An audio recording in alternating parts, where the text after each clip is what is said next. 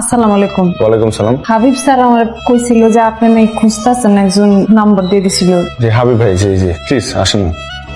আলিয়া আমার 7 বছরের মেয়ে, ওই আমার জীবন এখন। তো ওকে একটু দেখে রাখতে হবে। আপনার কি কোনো পাস্ট এক্সপিরিয়েন্স আছে, কোনো পূর্ব অভিজ্ঞতা আছে? আমার বাড়িতে আমি কাম করি, আমাদের যে ছোট ভাই বোনগুলি আছে না, ওগুলির আমি দেখে রাখি।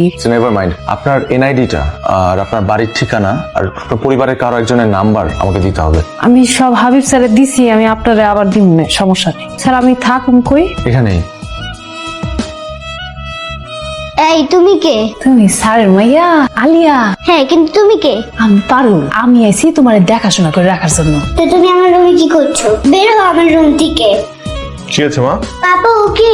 ও এখন থেকে তোমার সাথে থাকবে, তোমার টেক কেয়ার করবে। না, আমি ওকে চাই না, মাকে চাই। বাবা, মা তো আসবে, কিন্তু ও ভালো, ওর নাম পারুল। না, মা ভালো। মা তো ভালোই।